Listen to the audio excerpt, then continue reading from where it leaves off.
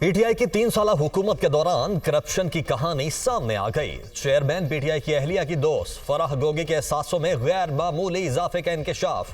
फराह गोगी के ज़ाहरी और गैर ज़ाहरी एहसासों में 2017 से 2020 तक 4,520 मिलियन रुपए का हैरत अंगेज इजाफा। 2020 में फराह गोगी 950 मिलियन रुपए के एहसासों को खुद तस्लीम कर चुकी हैं। फराह गोगी के गैर ज़ाहरी मगर मलकियती एहसास से 3,825 मिलियन रुपए हैं। सिर्फ 3 साल में ज़ाहरी एहसासों में 420%, जबकि गैर ज़ाहरी एहसासों में 15,300% इजाफा हुआ। ये एहसास फराह गोगी की ज़ाती मलकियत हैं। एहसन जमील गुज्जर और दीगर रिश्तेदारों और हिस्सेदारों के एहसास से इसके अलावा हैं।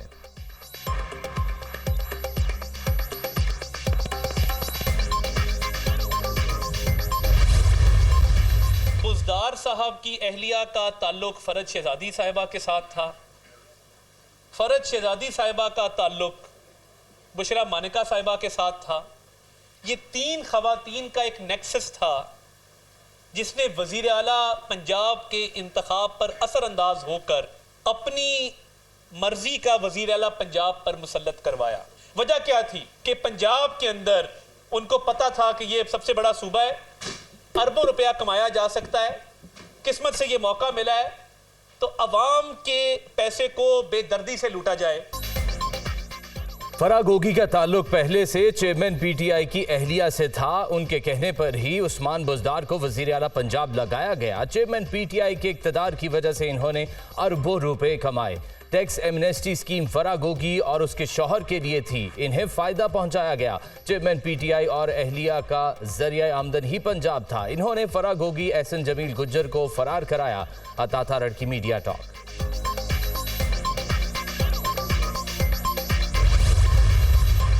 फराह गोगी हो या कोई और हो, उसे बैरून मुल्क से लाने के लिए एक प्रोसीजर है। उस प्रोसीजर में आपके मुल्क का प्रोसीजर भी है और साथ साथ बैनुल अक़वामी जो भी ममालिक हैं उनका भी एक अपना प्रोसीजर है। तो इसलिए उसका लिहाज रखते हुए ये सारी कार्रवाई करनी पड़ती है। तो इस बारे में अदारे जो हैं, जो मुतल्लिका एजेंसीज, इन्वेस्टिगेटिंग एजेंसीज हैं, वो कोशिश कर रही हैं। फराह बीबी करप्शन 2+2 वाला मामला है। पहले भी सबूत अवाम के सामने रखे। फराह गोगी को बैरून मुल्क से वापस लाने का कानूनी तरीकाकार है, उस पर तहकीकाती इदारे काम कर रहे हैं। नवाज शरीफ आइंदा इंतखाबात में ज़िमनी नहीं, जनरल नशिस्त पर इलेक्शन लड़ेंगे। नवाज शरीफ के इंतखाबात में हिस्सा लेने पर कोई कानूनी रुकावट नहीं। आसिफ जरदारी का हक है लाहौर के वज़ीर आज़म का रास्ता रोकें और लाड़काना के वज़ीर आज़म की राह हमवार करें। शाहिद खाकान अब्बासी भाई और बेबाक इंसान हैं, वो नून लीग से नाराज नहीं हैं। मईशत की बहाली के लिए -9 मई पीटीआई वालों से बातचीत के लिए तैयार हैं। लीगी रहनुमा राना सनाउल्लाह की गुफ्तगू। नया पाकिस्तान फराह गोगी बना रही थी, तिजोरी घर वाली के पास थी। फराह गोगी बुज़दार पैसे भेज रहे थे, घर में तिजोरी भरी जा रही थी। आप नहीं बोले, आप इस करप्शन में शामिल थे। हमें सिखाता था मदीना की रियासत। हाल ये था, घर में तिजोरी में पैसे आ रहे थे। जो कहते थे सबको रुलाऊंगा, आज बैठे रो रहे हैं। सदर इस्तेकाम पाकिस्तान पार्टी अब्दुल अलीम खान की चेयरमैन पीटीआई पर कड़ी तनकीद। हम तहरीक इंसाफ में नया पाकिस्तान बनाने आए थे। जो काम पाकिस्तान के लिए साबिक लीडरान ने नहीं किए, हम चाहते हैं वो करें। हम सब इकट्ठे होकर हकीकत में नया पाकिस्तान बनाएंगे। सरबराह इस्तेकाम पाकिस्तान पार्टी जहांगीर तरीन खान का जलसे से खिताब।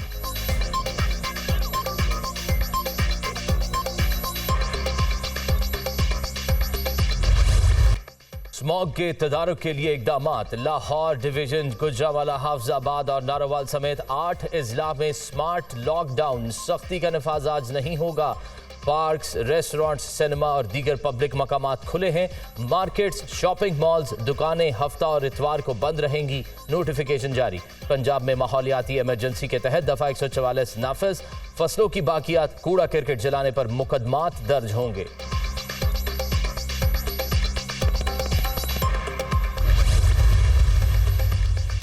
लाहौर दुनिया में फजाई आलूदगी के लिहाज से फिर पहले नंबर पर आ गया। शहर का मजमूई एयर क्वालिटी इंडेक्स 408 तक पहुंच गया। भारतीय दारुल हुकूमत दिल्ली का फजाई आलूदगी में दूसरा नंबर। पंजाब के दीगर शहरों में भी स्मॉग का राज बरकरार। बदतरीन आलूदगी से शहरी बीमारियों का शिकार। तिब्बी माहिरीन का मास्क के इस्तेमाल का मशवरा। निगरान वजीर आजम की इसराइली जारहियत की मजम्मत। मासूम लोगों, बच्चों और खवातीन को निशाना बनाया जा रहा है। गजा में जारी जंग फौरी तौर पर बंद होनी चाहिए। ईसीओ मुमालिक इसके लिए किरदार अदा करें। इक्तसादी ताउन तंजीम खित्ते की तरक्की के लिए अहम है। पाकिस्तान में मुख्तलिफ शोबों में सरमायाकारी के वसी मौके हैं। खित्ते में तजारती सरगर्मियों से ही तरक्की मुमकिन है। ईसीओ मेंबरान मुमालिक मादनी वसाइल से मालामाल है। रीजन में मजीद सरहदी और तजारती राहदारियों की जरूरत है। अनवारुल हक काकड़ का ताशकंद में इक्तसादी ताउन तंजीम इजलास से खिताब।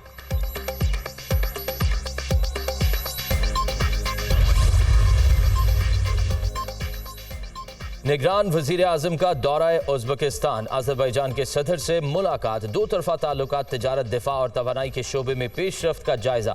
गजा में इंसानी बहरान और मकबूजा कश्मीर में भारतीय मुजालिम की सूरत हाल पर तबादला ख्याल। दोनों रहनुमाओं की इस्लामोफोबिया और मौसमियाती तब्दीली समेत दीगर मुश्तरका चैलेंजेस पर भी बातचीत। अनवारुल हक काकड़ ने अज़रबैजान की खुद मुख्तारी और इलाकाई सालमियत बिलखसूस कराह बाग के हवाले से पाकिस्तान की गैर मुतज़लज़ल हिमायत का इआदा किया।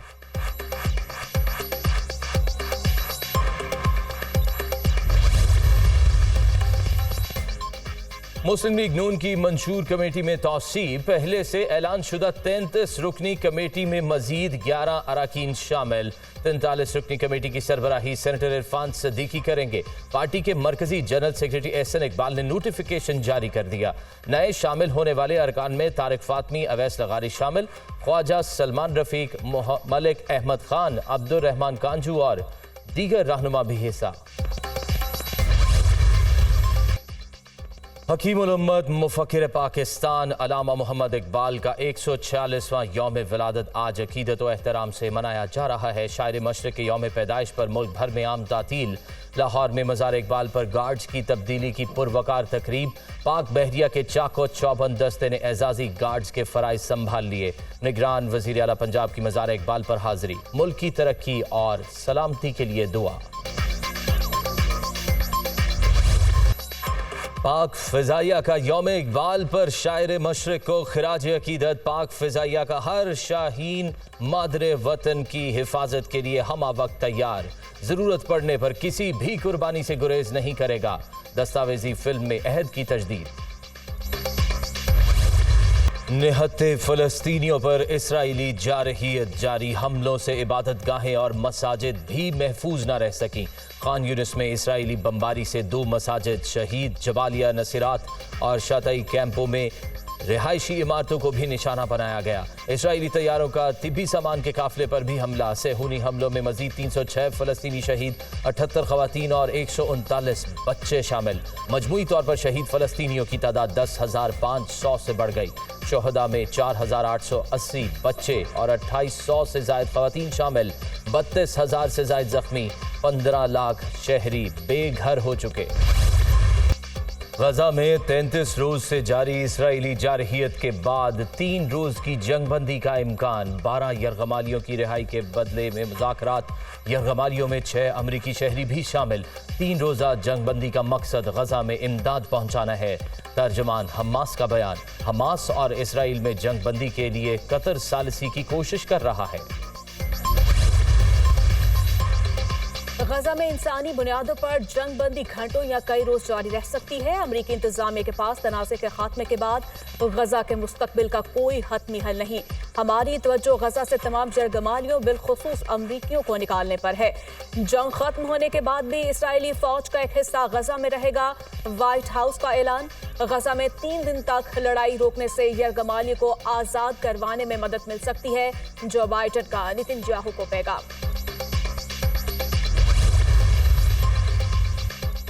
गजा जंग में तवील वक्फा किया जाए, कनाडा के वजीर आजम का मुतालबा। जस्टिन ट्रूडो का कहना है कि जंगबंदी से गजा के शहरियों के लिए इमदादी सामान की रसाई मुमकिन होगी। गैर मुल्की शहरियों को भी इलाके से निकाला जा सकेगा। महफूज इसराइल और आज़ाद फ़लस्तीन के लिए 2 रियासती हल का भारी बोझ उठा लेना चाहिए।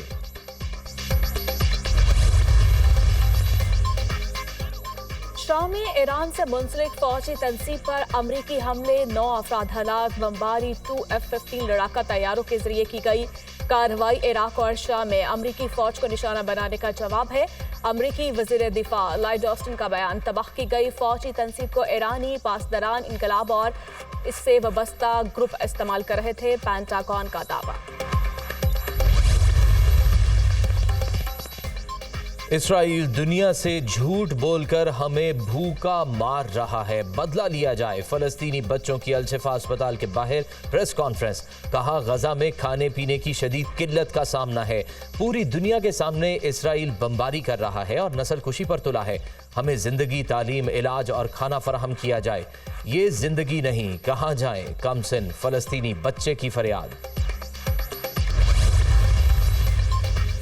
अक़वाम मुत्तहिदा के सेक्रेटरी जनरल ने इसराइली हमलों को बड़ी गलती करार दे दिया। एंटोनियो गुतेरेस का कहना है कि गजा पर हमलों में बड़ी तादाद में आम शहरी निशाना बन रहे हैं।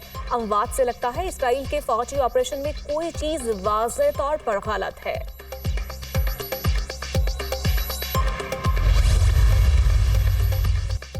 मलेशिया के वजीर आजम का हमास की हिमायत जारी रखने का ऐलान। मलेशिया मुतफ़िका तौर पर फलस्तीन गौज़ का साथ देता रहेगा।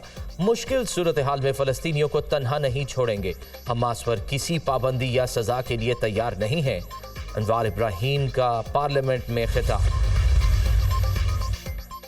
बरतानवी रुकन नाज शाह बरतानवी पार्लियामेंट में गजा के बच्चों की हालत जार बयान करते हुए आपदीदा हो गई। बरतानवी रुकन ने कहा कि अक़वाम मुत्तहिदा के सेक्रेटरी जनरल ने गजा को बच्चों का कब्रिस्तान करार दे दिया। गजा पर इसराइली बमबारी के सबब 4000 से जायद बच्चे जाँ बहक हो चुके हैं। उन्होंने हुकूमत से सवाल किया कि बरतानिया कब खूनरेज़ी बंद करवाने के लिए कोशिशों का आगाज करेगा।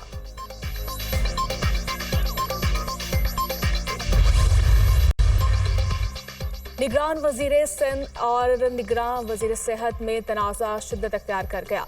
जस्टिस रिटायर्ड मकबूल बाकर अवामी सतह पर मुआफ़ी मांगे तो मामला बेहतर होगा। डॉक्टर साद न्याज का मुतालिबा, अपने काम में बेजा मुदाखलत और करप्शन का साथ देने वालों को बर्दाश्त नहीं करूंगा।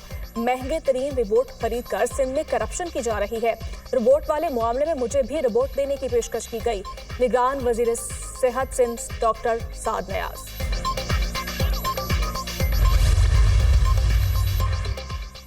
IMF ने कर्ज के कोटे से मुतल्लिक इस्लाहात तजवीज़ कर दी। हतमी मंजूरी 15 दिसंबर को IMF का बोर्ड ऑफ गवर्नर देगा। मौजूदा कर्ज प्रोग्राम खत्म होने के बाद अगले कर्ज प्रोग्राम में कोटा बढ़ सकता है। इजाफे से पाकिस्तान 6 से 9 अरब डॉलर का कर्ज ले सकता है।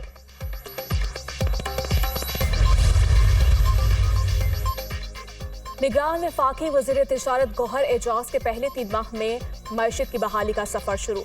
बरामदात में 13.5% इजाफा, दरामदात और तिजारती खसारे में खातिर कमी। ज़राअत और खुराक के शोबे में 73% बेहतरी। अक्टूबर में बरामदात में 13.5% इजाफा। बरामदात का हुजम 9 अरब 60 करोड़ डॉलर से बढ़ गया। दरामदात में 18.5% कमी। तिजारती खसारा 34% कम हुआ। गौहर एजाज।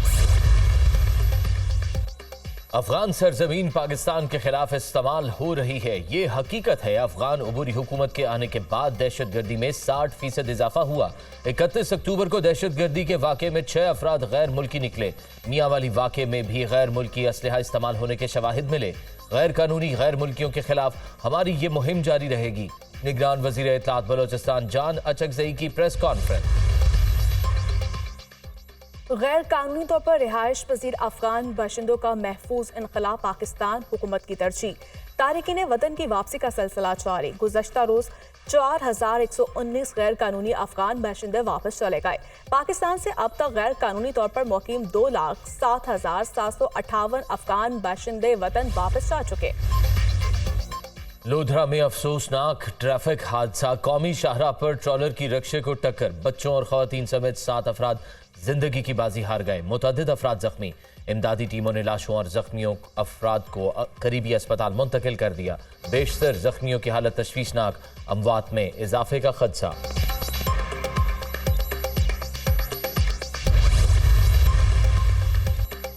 कोयटा में एक और शख्स कोंगो वायरस से मुतासर। फातिमा जना इंस्टीट्यूट ऑफ चेस्ट डिजीज मुंतकिल। टेस्ट पॉजिटिव आ गया। रवां साल 18 मरीजों का कोंगो वायरस के बायस इंतकाल हो चुका। कोयटा में कोंगो वायरस के फैलाव को रोकने के लिए इकदाम। मवेशी मंडी में स्प्रे का एहतमाम। Chief justice Lahore high court Mohammad Amir Bhatti ने साइलिन को उनकी दहलीज पर इंसाफ की फ्राहमी का ख्वाब पूरा कर दिया। दूर दराज से आने वाले साइलिन के केसेस उनके करीबी बेंचेस में मुंतकिल करने की मंजूरी। जिला मियाँवाली के केसेस लाहौर हाईकोर्ट की बजाय रावलपिंडी बेंच और जिला भक्कर के केसेस मुल्तान बेंच मुंतकिल। लाहौर हाईकोर्ट ने समरी निगरान पंजाब हुकूमत को अरसाल कर दी।